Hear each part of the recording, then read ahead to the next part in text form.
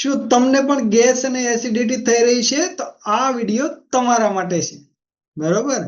તો આજે આપણને સમજવા મળશે એવા કયા કયા કારણો છે જેમના લીધે આપણને ગેસ અને એસિડિટી થઈ રહી છે, બરોબર? તો એ કારણો ઉપર આપણે કામ કરી અને દવા વગર એમને રિવર્સ આપણે કરી શકીએ, બરોબર? તો ગેસ અને એસિડિટી થવાનું મુખ્ય કારણ હોય તો પહેલું છે કે ઝડપથી જમવું, મતલબમાં ઓછું ચાવીને આપણે જમી લઈએ છીએ, બરોબર, સ્પીડમાં.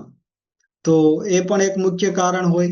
ત્યારબાદ છે જેમાં પછી તરત આપણે પાણી પીવાની આદત હોય અથવા તો કોલ્ડ ડ્રિંક્સ પીવાની આદત હોય, ઠંડુ પાણી અથવા તો કોલ્ડ ડ્રિંક્સ પીતા હોઈએ, તો આ પણ કારણ છે. અને ત્રીજું કારણ છે કે લેટ નાઇટ જમવું. સૌથી મોટું અત્યારે આપણે જોઈએ તો મેગા સિટીમાં અથવા તો જ્યાં ઇન્ડસ્ટ્રીઝ છે ત્યાં દરેક લોકોને જોબના લીધે, બિઝનેસના લીધે અથવા તો શિફ્ટ ડ્યુટીના લીધે રાત્રિ દરમિયાન અથવા તો લેટ નાઇટ જમવાની આદત હોય છે. તો એમના લીધે આપણા બોડીમાં ગેસ અને એસિડિટી થવાની શક્યતા વધી છે. અને ચોથું કારણ છે વધારે સ્પાઇસી, એટલે મરી મસાલા વાળા કે તીખું તળેલું આવું ભોજન આપણે વધારે લેતા હોય અને એ પણ મોટા ભાગે લેટ નાઇટ જમાતું હોય. તો આ મુખ્ય કારણ છે જેમના લીધે આપણા શરીરમાં ગેસ થાય અને લોંગ સમયે એસિડિટી થવાની શક્યતા વધી જાય. અને એક સમય એવો આવે કે એસિડિટી આપણને દૂધ પીએ તો શાંત થતી હોય, પાણી પીએ તો શાંત થતી હોય, પણ એક સમય એવો આવે કે જ્યારે દૂધ પીએ તો પણ એસિડિટી થાય અને પાણી પીએ તો પણ એસિડિટી થાય. આવા ઘણા બધા ઉદાહરણ અમે જોયા છે. ઘણા બધા લોકોને આવી તકલીફ થાય છે, બરોબર? તો આ મુખ્ય કારણો છે. હવે આપણે એમના સોલ્યુશન ઉપર વાત કરીએ તો આમાં કઈ રીતે આપણે રાહત મેળવી શકીએ, બરોબર? તો આમાં પહેલું કારણ આપણે કીધું કે વધારે સ્પીડમાં જમી લેવું, મતલબમાં ઓછું ચાવીને આપણે જમી લેતા હોઈએ. તો અહીંયા પહેલો બદલાવ કરવાનો છે. જ્યારે પણ આપણે જમવા બેસીએ ત્યારે એ ખોરાકને 32 વખત ચાવવાનો છે, ઓછામાં ઓછું 32 થી 40 વખત ચાવીને જમવાનું છે. શરૂઆતમાં આપણને એવું લાગશે કે જલ્દીથી જમાઈ જાય છે, પણ ધીરે ધીરે આ આદત આપણે ડેવલપ કરવી પડશે. જ્યારે આપણે જમવા બેસીએ ત્યારે આપણી સ્લાઇવા છે એ આપણા ખોરાકમાં ભળવી જોઈએ, તો આપણો ખોરાક છે પ્રોપર પાચન થાય. તો આ મુખ્ય બદલાવ કરવાનો છે. બીજા નંબર ઉપર છે કે જેમાં પછી તરત આપણે પાણી પીતા હોઈએ, ઠંડુ પાણી પીતા હોઈએ અથવા તો કોલ્ડ ડ્રિંક્સ પીતા હોય. મોટા ભાગે આપણે જ્યારે કઈ બહાર જમવા જઈએ છીએ, પ્રસંગમાં જઈએ, ત્યારે એક તો ફૂડ હેવી હોય અને ઉપરથી આપણે કોલ્ડ ડ્રિંક્સ પીએ છીએ. તો એ મુખ્ય કારણ છે કે આપણો ખોરાક છે પાચન થવા દેતો નથી, બરોબર?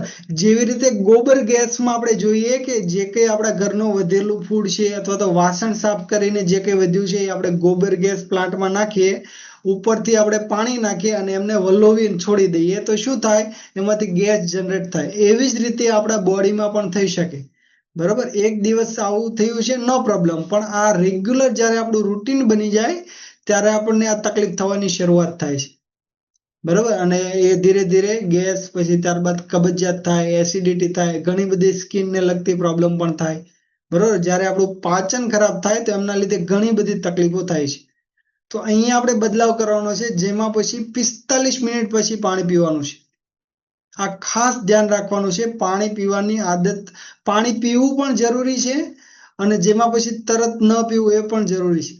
ભોજન અંતે વિષમ વારી આયુર્વેદમાં પણ લખ્યું છે, બરોબર? ભોજનના અંતે આપણે પાણી પીએ એ વિષ સમાન છે, બરોબર? ઝેર સમાન છે. તો આપણે એ પાણી ન પીવું જોઈએ. અને ત્યારબાદ આપણે જોઈએ ત્રીજા નંબર ઉપર રાત્રિ ભોજન, લેટ નાઇટ. તો આપણું પાચન છે, એટલે જેટલો સૂર્ય તપતો હોય એટલું આપણું પાચન છે એ વધારે ફાસ્ટ થાય. જેટલો સૂર્ય નમ થાય એટલું આપણું પાચન છે એ પણ ઓછું થતું જાય.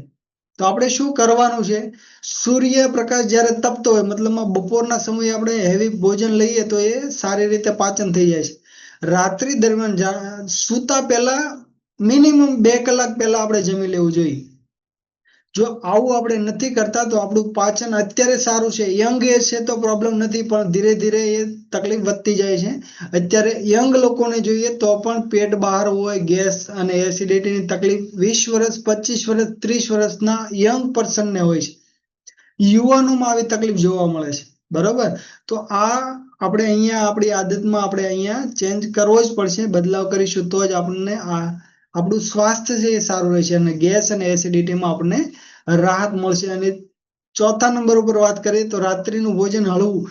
પણ એમાં આપણે મરી મસાલા છે, તીખું, તળેલું, સ્પાઇસી આવું આપણે ખાઈએ છીએ, એમના લીધે આપણને એસિડિટી અને ગેસની તકલીફ વધતી જાય છે.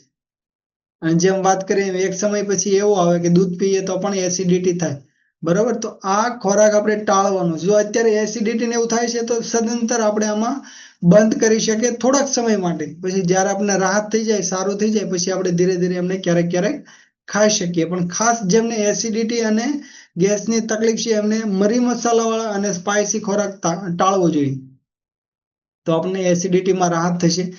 અને ચોક્કસથી જો તમે આ પેરામીટર ઉપર કામ કરશો, આટલા નાના ખાલી બદલાવ કરશો, તો તમને 80-90% ગેસ અને એસિડિટીમાં રાહત થશે, બરોબર.